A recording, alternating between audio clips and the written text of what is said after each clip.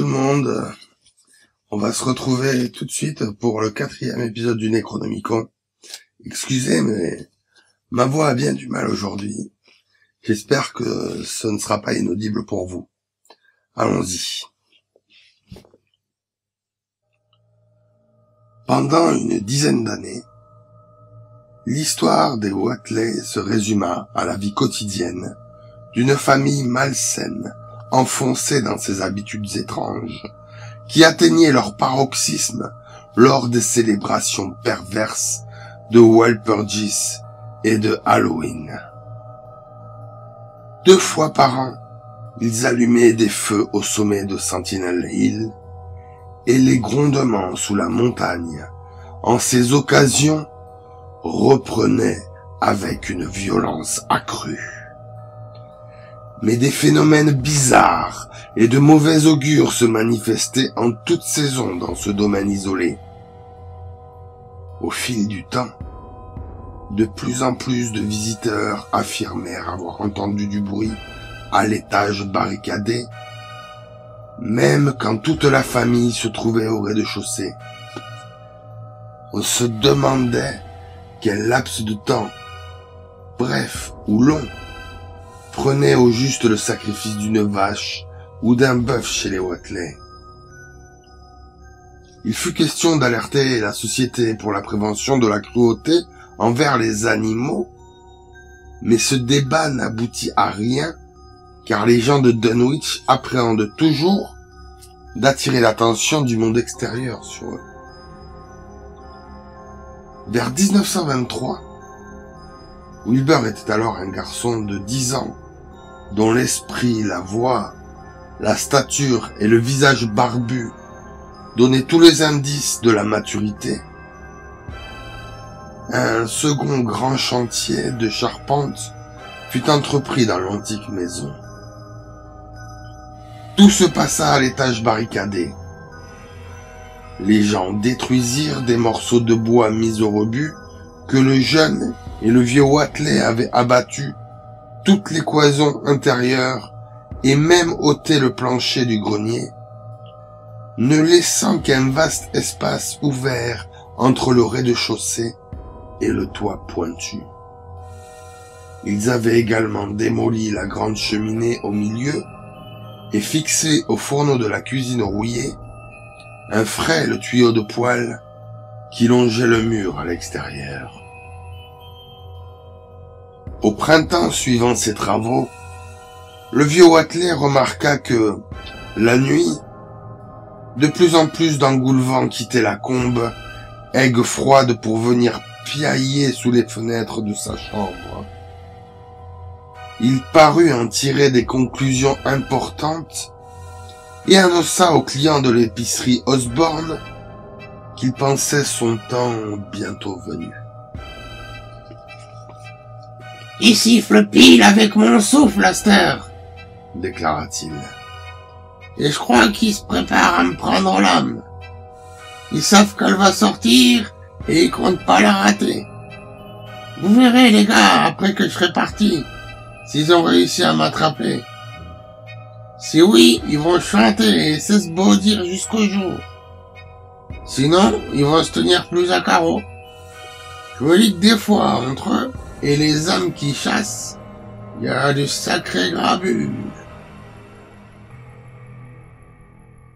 La nuit de la fête de la moisson, en 1924, Wilbur Whatley appela en toute hâte le docteur Houghton d'Aylesbury.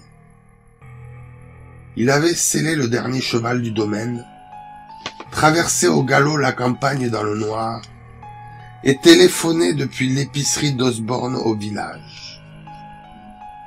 Le médecin trouva le vieux Whatley en piteux état.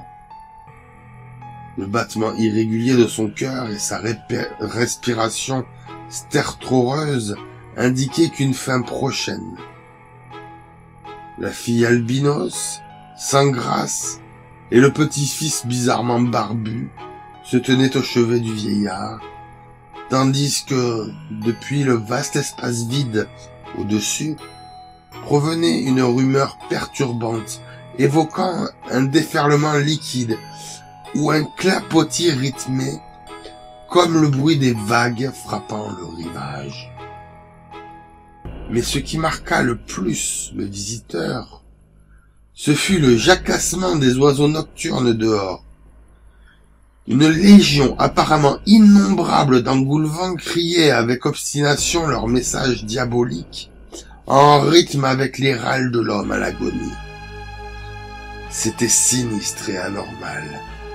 Bien trop à l'image, songea le docteur Houghton, de toute cette région dans laquelle il avait pénétré, bien malgré lui après avoir reçu l'appel d'urgence.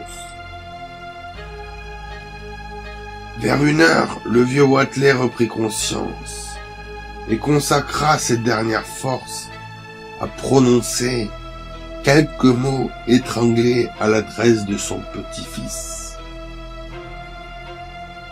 Visite l'espace, Willy, s'entraîner.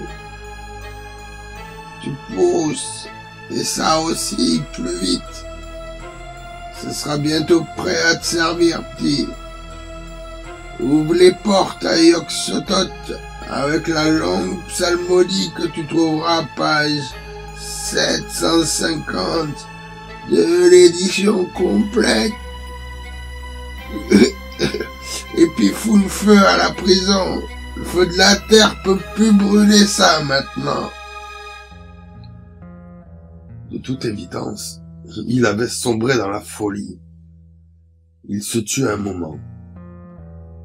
La troupe d'engoulevents au dehors adapta ses cris au rythme saccadé de sa respiration, tandis que les étranges bruits des collines commençaient à s'étendre faiblement dans le lointain. Puis, le mourant ajouta encore 2 ou 3 phrases. Nourris ça bien, Willy. Pleure pas la quantité.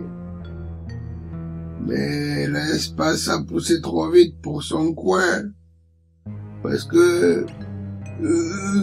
si ça casse son logis ou ce ravin que t'as ouvert à Yog-Sothoth, c'est foutu.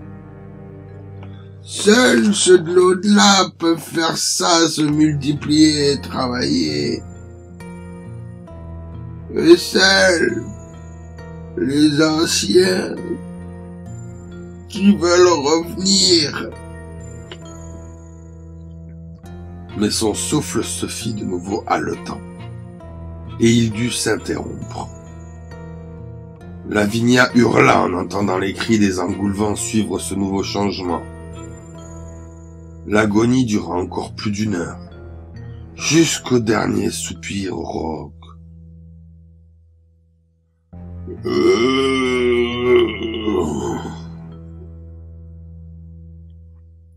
Le docteur Houghton ferma les paupières flétries sur les yeux gris vitreux, tandis que le tumulte des oiseaux s'éteignait peu à peu pour laisser place au silence. Lavinia éclata en sanglots. Mais Wilbur ricana, tandis que les collines grondaient faiblement.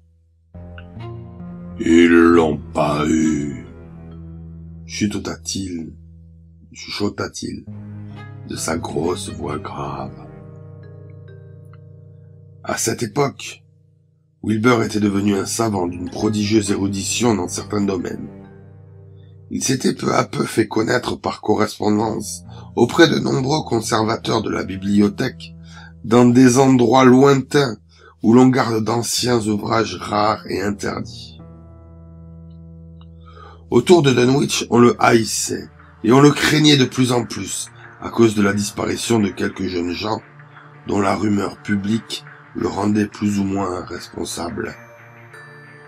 Mais il parvenait toujours à faire taire les questions grâce à la peur qu'il inspirait, ou grâce à son fond d'or antique qui, comme au temps de son grand-père, servait régulièrement aux achats du bétail, lesquels augmentaient régulièrement. Il avait désormais une apparence stupéfiante de maturité, et après avoir atteint la taille moyenne d'un adulte, il semblait devoir encore grandir. au point de largement la dépasser.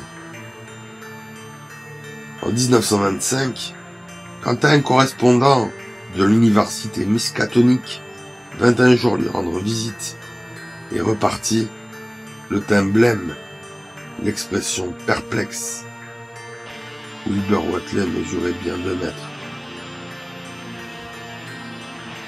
Au fil des ans, il avait traité sa mère albinos et bossue avec un mépris croissant, pour finalement lui interdire de courir les collines avec lui lors de la nuit de Walpurgis et de la Toussaint.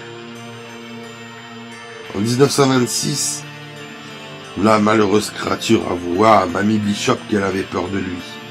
« J'en sais plus sur lui que je peux dire, mamie, » déclara-t-elle.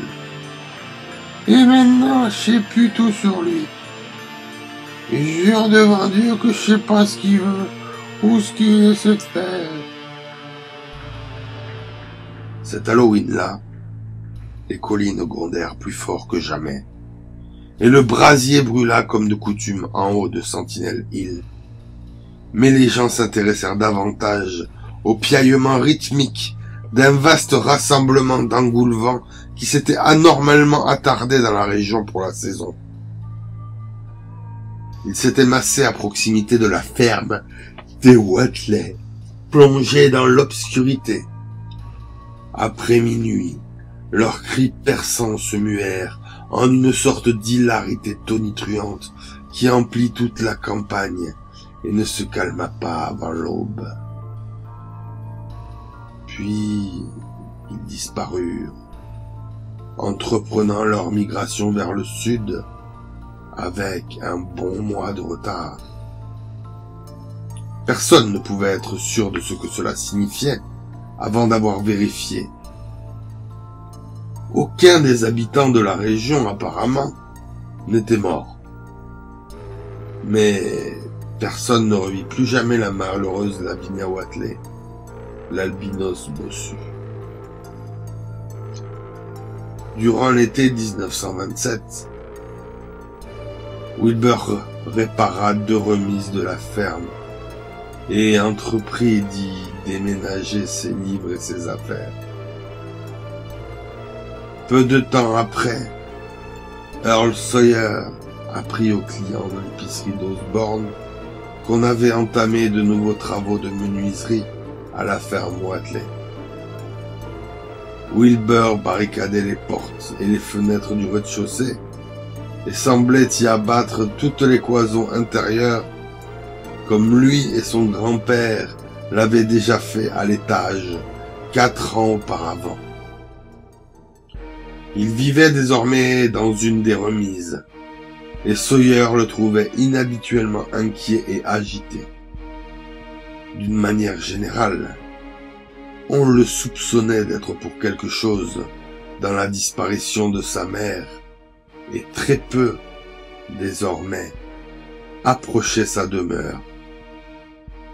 Il mesurait près de 2,20 m, et rien n'indiquait que sa croissance était terminée. C'était l'épisode 5 du Necronomicon. Et plus spécifiquement, de l'horreur à Dunwich. J'espère que cet épisode vous aura plu. N'hésitez pas à le partager autour de vous, des gens que ça pourrait intéresser. Vous pouvez me rejoindre sur ma page Facebook, ici, là, ou également sur Twitter. Et enfin, vous pouvez découvrir une autre facette de ma personnalité sur mon blog. Voilà. Sur ce, eh bien, je vous souhaite une excellente journée ou une excellente soirée. Mais surtout, faites très attention à vous. Salut.